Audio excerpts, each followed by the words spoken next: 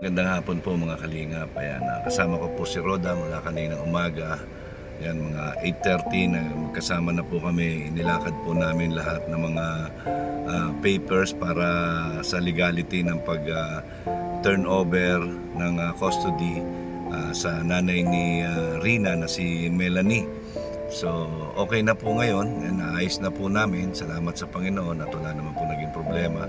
Ngayon po ay susunduin na namin si Rina para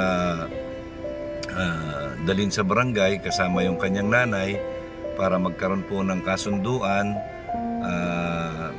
at maayos po lahat ng mga dokumentong pwedeng ibigay ay ibabalik po lahat kay Melanie, yung mga lahat ng pwedeng magamit ni Melanie para kay Rina. So ayan po mga kalingap, yan, nakakalungkot man pero ganun talaga. Siyempre maghahari pa rin po ang magulang sa lahat ng pangangalaga sa kanyang anak, lalo na't minor de edad. So sana po, ang dalangin lang po natin, ako po ay hindi nagagalit kung kukunin man ni Melanie, kung meron man magsusupport sa kanila, hindi po ako nagagalit. Sana po ay mas mahigitan pa nila yung pag-aaruga na ibinigay ng Team Kalingap kay Rina at sana maging masaya si Rina yan, sa kanya kung saan man sila tumira yan, sana maging maayos po. Ang isipin na lang po natin dito ay yung kapakanan ni Rina dahil syempre napamahal na sa atin si Rina. So pagdasal po natin na sana maging maayos ang lahat. Ayan. So, ayan po mga kalingap, nandito na po ako sa tapat ng bahay nila Rina, nila Roda. Ayan, na kukunin na lang po yung mga gamit, yung ibang gamit, mga damit at dadalhin na po namin sa barangay. Susunduin na namin yung nanay. Dadali namin sa barangay para doon mag-usap at gumawa ng kasunduan, magpirmahan yan para sa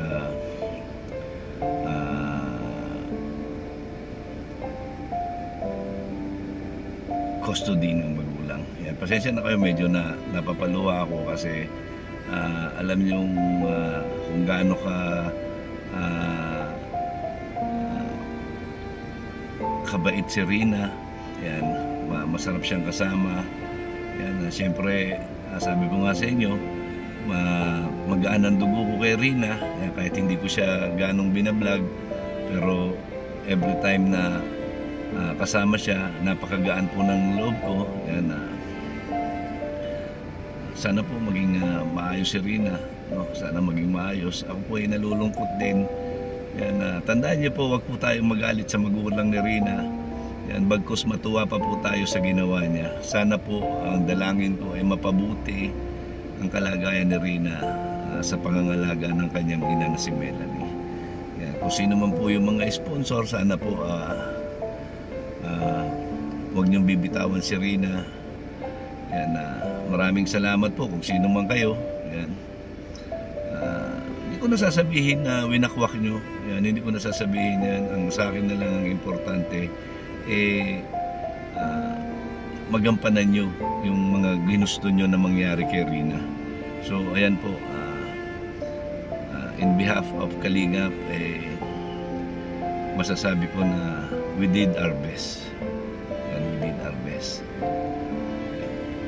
Maraming salamat po. Abangan natin si Rina. So, mga Kalingap, ayan na po si Rina. Ayan, nandiyan na po si Rina. Ayan, paalis na po kami. Ayan. Kumusta, Rina? Napakabait ka. Ayan, basta, lagi mo lang maalala si Mama Roda mo, ha? Si Papa Bal, si Kuya Rab, tapos siyempre si Kuya Taba. Ha? Okay lang po. Sige, ha? So, ayan po mga Kalingap. Ayan na po si Rina. Grabe. So, ito po yung huling video natin kay Rina.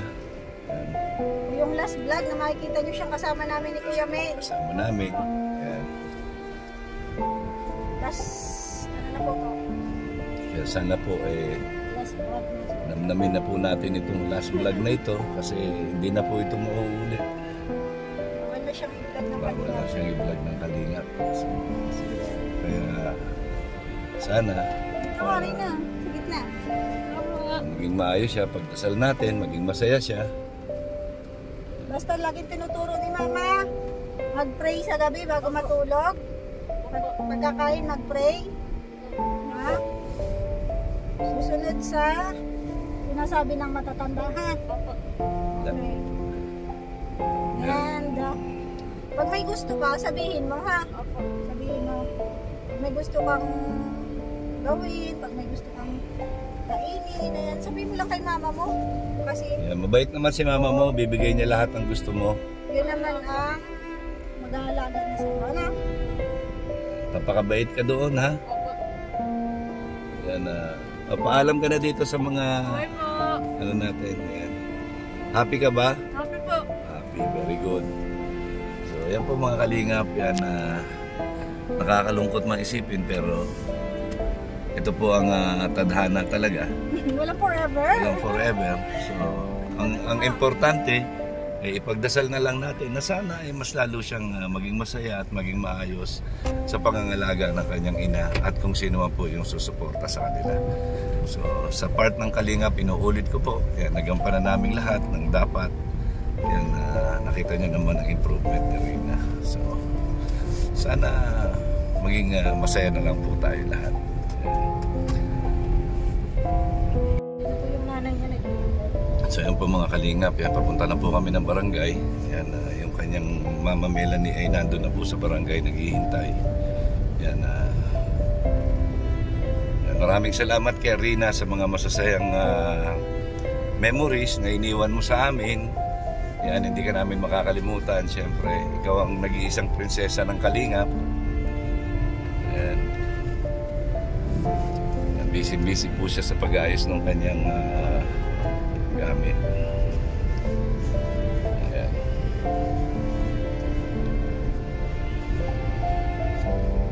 Grabe, ang hirap magsalita pagka ganito ay nahihirapan ako magsalita. Ayan.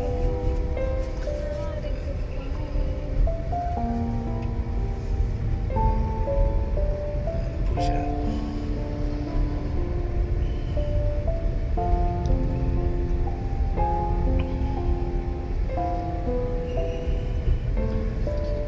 Ano po masasabi nyo? Ako wala na ako masabi. Ayan.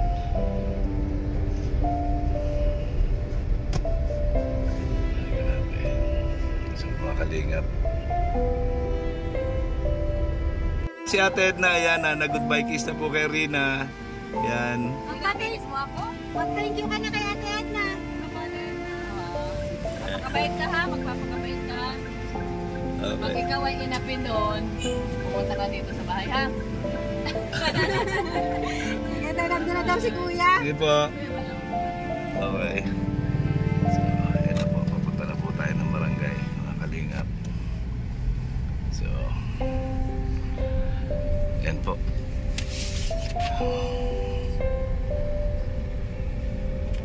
Okay mga Kalingap. Yan, nandito na po si Kuya Bal.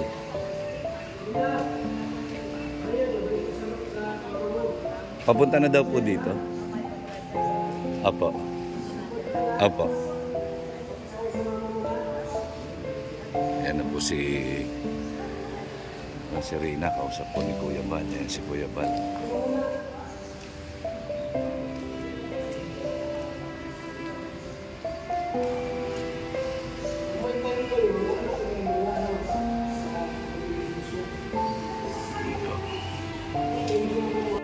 Yan po mga Kalingap. Yan, kinakausap po ni Kuya Bal. Si Rina, yan sa huling pagkakataon. So yun po mga Kalingap, yan nag-uusap sila ni Kuya Bal doon sa taas.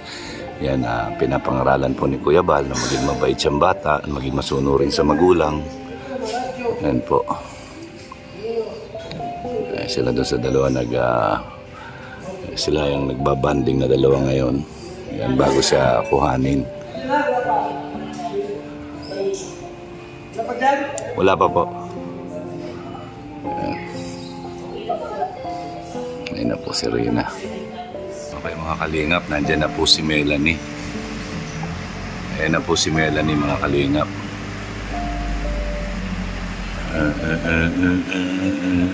May dala pong sasakyan. Yan si Melanie, yan naka-red.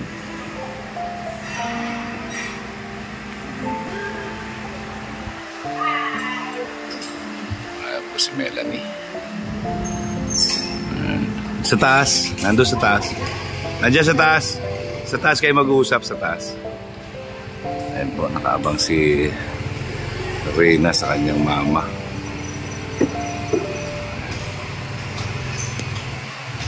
Ayan po, nakita na po yung mag-ina. Ayan. Ayan na po. Ayan, mag-uusap na po sila doon at magpipirmahan. Paalam, Reyna. Tawag po kayo sa kalang po kayo magsawat. Ano po? So, ito po, base po yung nakaraang blatter namin dito, September 5 to 2023, na kayo po yung mother ni kaya ang Mila ni Mimay ay nagpunta dito. Dumulog kayo dito sa tanggapan namin upang ipaabot ang inyong anak na si Rina Mimay ay pinapagkatiwala ninyo dito sa vlogger na si na si Rodora Evia. So yan po, is ni Melanie na kung sakaling mabisita ng lolo si Reyna na si Nestor Mimay ay kasama siya para maiwasan ang panggulo. Si Reyna ay nasa pangangalaga ni vlogger Roda Evia upang ipagamot at eskwelahin. Ang bata ay kasalukuyan na nag-aaral sa Lohika at nangangailangan ng medical attention ng isang psychiatrist na taga-Naga at ang mga maintenance na gamot ay hindi kaya ng magulang ni Reyna. So kayo po may karma dito, may karma din dito si Roda, and then po, yun po yung sa blatter namin.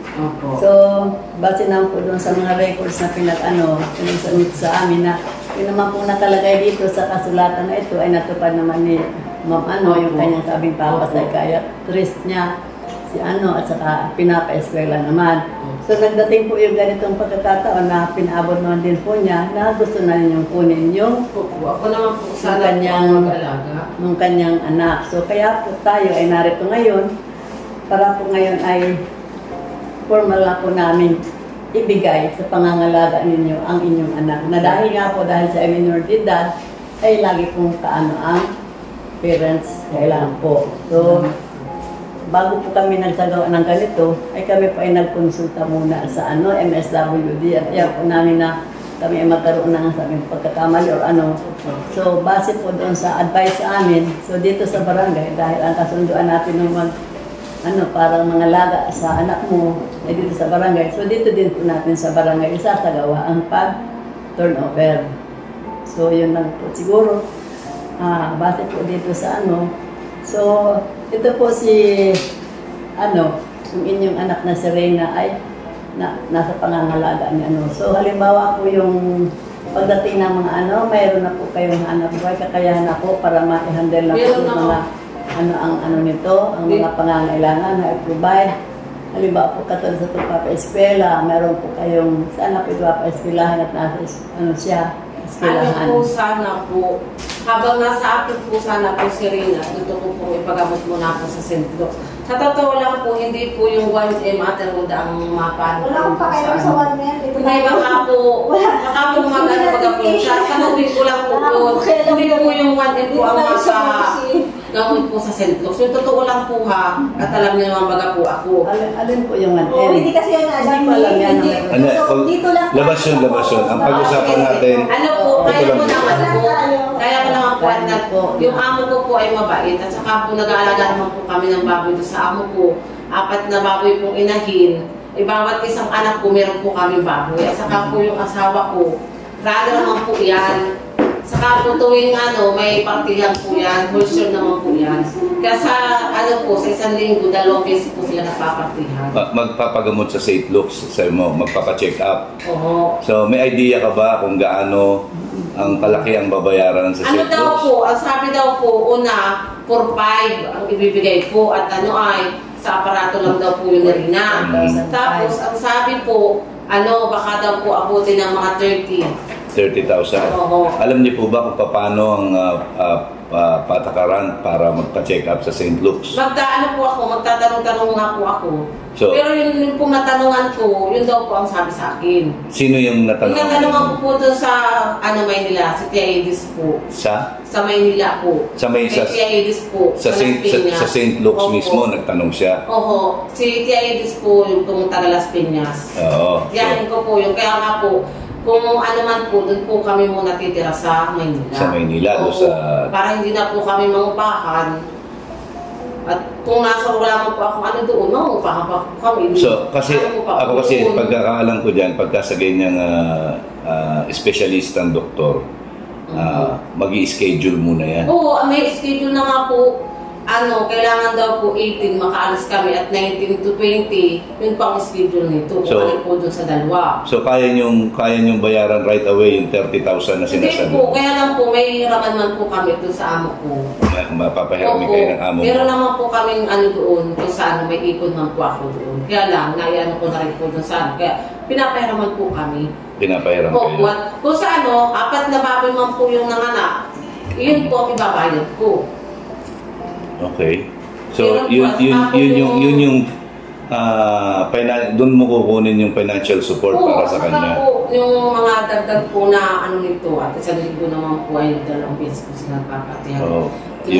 Kundi po Martes, Miyerkules, nagpapartihan man po sila ng di po nababasa. Kasi after ng sinasabi mong pa-check up sa St. Luke's, yung ang tagal daw po yun. Yung second opinion kasi yan ang tawag dyan. Ngayon, o third opinion na. Pagkatapos niyan, meron niyang mga ibig sabihin nun, 3 beses na napa-check up yan. Sabi nila second. Madami kasi mga kuha na ay. Kaya ayaw ko na rin kasi Kuya Miel na Sinong kausap? doon sa mga napapanood ko. Sabi, baka daw mga sa napapanood. Lalo na Kuya Miel si Mars. Huwag tayo ng pangalan. Huwag ka magbanggit ng pangalan. So, yun lang naggawa ng reaction. So, alam mo kasi, yan ang daming mga reactor na yan, dumirect ka. Ako, kagabi, di ba? Salitaan ng mga binaan sa akin, binabato, noon at noon pa, yung mga naperigid. Naibigay ko na nga, binalik ko na. Pero ganun pa rin. Yung live nung reactor na isang babae. Ganito kasi yan. Yung mga na yan, yung mga sinasabi mo na yan, labas yan dito sa pinag-uusapan. Yun naman po kaya sabi ko. Ang tinatanong dito, yung financial capability mo, kung kaya mo masustentuhan, at paano mo maalagaan si Rina kung meron ka pang maliit na anak? Kaya ko naman po. Kaya ko naman po. At di ko naman po, di ko po alagaan, kaya ko naman baga po. Tama. Kaya kahit pong mangyari, maalagaan ko. Kasi nga, ang Team Kalingap, ang foundation, ina-appreciate ka dahil sa ginawa mong aksyon. Kaya nga po, sa totoo lang, laking pasalamat ko rin po kalata Roda. Yan, natin yan. Sabi ko nga, ngayon, dahil sa pangyayaring ito, kahit sa akin, masakit man sa loob ko, pero kailangan dahil nga, siyempre, ikaw yung biological mother. Lagi ko sinasabi, intindihin natin si Melanie. Siguro na ngayon may kapasidad na siya. Tingnan natin kung talagang kaya. Pero sana wag mong pagsisihan itong ginawa mong desisyon. Kasi ngayon, merong ilalabas na rules ang Kalingap regarding dito sa pag-turnover kay Rina. Yan at tapos kami naman din ay nagpapasalamat sa iyo dahil nga gagampanan mo na yung pagiging ina mo kay Rina. So goods ka dyan. Walang problema dyan. Sana lang mapabuti pa si Rina. Sana lang din ako ng mga content. Oo. Kasi Ay, ano po yan, ganito yan. May kasunduan tayo, wait lang. Pag nakalabas na siya ng kalingap, wala ng kalingap na magpapagan sa kanya, may pinirmahan po tayo. Kasi may kasunduan tayo. merong rules nga yun. Kasi labas po yan, labas na yan eh. Kasi ito na nga kami. Kaya nga, dinaan natin sa... Kaya dinaan natin lahat sa legal. Kaya nga ito nga, Hindi lang naman sa nakakapanood. sana magampanan mo at sana mas mahigitan mo pa ang nagawang pangangalaga ng kalingap kay Rina. Yun, hindi ako, walang galit o anuman na pangungutya sa'yo, wala. Okay nga yan. Kaya nga lang, siyempre, hindi mo maalis yung iba na sa yung... Ayun na nga po, ang habol ko daw ay pera at mapera daw si Rina. Kung habol ko po ay pera, noon at noon pa saan, kinuha ko na si Rina. Wala akong matatanggap na pera ni Rina. Wala akong kinukuha doon na. So, okay naman yan. Okay yung reason mo na yan. Wala akong nakukuha doon. Ano lang, ito lang, sana nga lang, ako, para sa akin, ako sinasabi ko nga, kami ng mga kalingap, na sana mas mapaputi pa ang magiging kalagayan ni Rina. Yan. Thank you kung ganon. Gusto na rin nga po nung kapatid na baga po sila na makasama rin niya. Sabi nga po sa akin, kasama mo si ate. Sabi, di ko nga niya alam. Mag-uusap pa nga.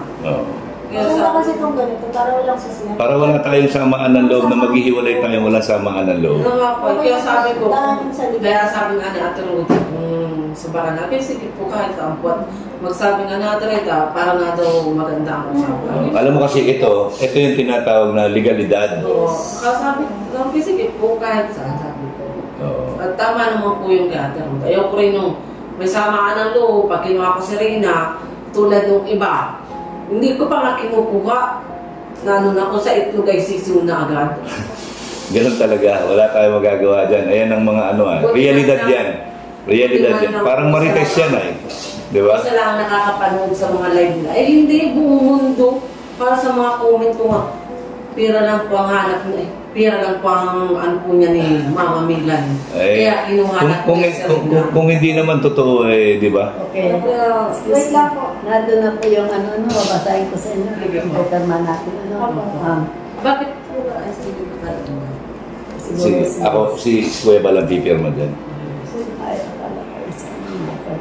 Sino po? Ito si Opo, saka si Kuya Bal din. I-witness na. We-witness na lang siya. So, ito pa na pagkasuda natin. Ang mga presente pa inanya si Rina, ito ay 16 years old at si Roda Edia, ito yung vlogger na tumulong sa inyo. Kayo si Ma'am Melanie, Mel Dilion, kayo pa ako po si Cagado Vera. So, nagsimba ang pag-usap na pamamagitan ni Cagado Vera, ipinaabot niya ang pagkuha nila kay Rina sa pangangalaga ni Roda Edia ng Kalingap vlogger. Ayon sa ina ni Rina, ay pagagamot o papacheck up pa nila sa St. Luke Medical Center at ang pagpapagamot ay kaya na nila kanilang anak dahil meron na siyang hanap buhay sa pag-aalaga ng baboy at sa partehan ng kanyang asawa. Sina Ma'am Roda ay willing naman na ibalik sa biological mother niya si Reyna. Nagpapasalamat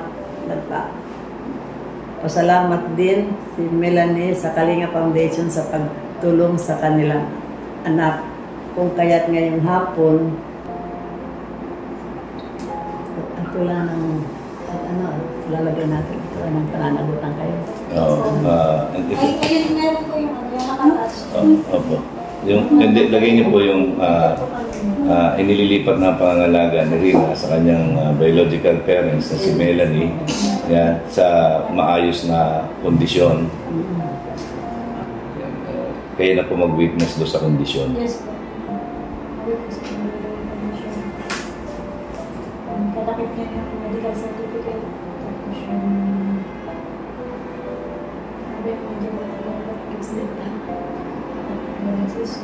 Lahat naman ng mga yung mga check-up nung una, ibibigay naman sa iyo lahat yan.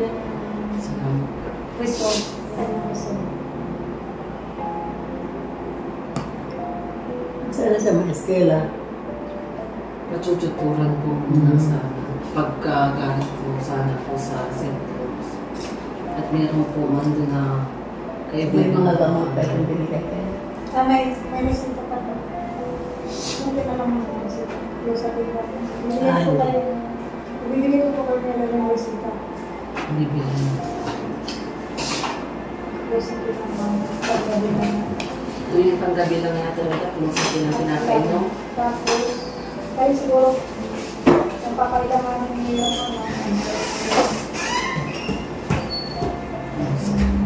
sipro ka na niya. Babalik sa biological mother sa Reynana. Nagpasalamat din si Melanie sa Kalinga Foundation sa pagtulong sa kanyang anak. Kaya ngayon hapon kaming dalawa ng August 2028, formal lang ibinabalik sa kanyang ina na si Melanie Serena may nasa maayos na kondisyon, kalakit ang kanyang medical certificate at mga reseta, pati ng certificate of enrollment. Ano po? Yung result din, Lola, result ng kanyang, may findings ng doktor sa kanya. Medical certificate. Iba nga po yung findings. Medical abstract. Nandiyan lang po siya. Ay, bigyan ko ba siyang copy nito? Sino? Siya? Yung Ito mga, yung mga reseta. Ay, ito, siya lang. Yung mga... Yan lang ang pinatay ng mga taruda dyan. Close up na lang, 1.5, 8 ang gabi. Si Proc ang brand niya, ha? Oo. Kasi dalawa yan eh. Basta pag magano kayo ito lang, si Proc ang ano niya. Si HP lang. Si Proc ang kanyang brand. So, yan po. May yung mga pag-uusap. Ayan, yung mga reseta, yung mga gamot, binibigyan na po ng instruction. Yan, lahat ng mga documents na meron po si Mama Roda ay binibigay na po at samantala gumagawa na po ng salaysay na nakasaad doon na lahat po ay itineturn over sa biological mother. Yung kanyang ano, bali, ito yung check-up niya.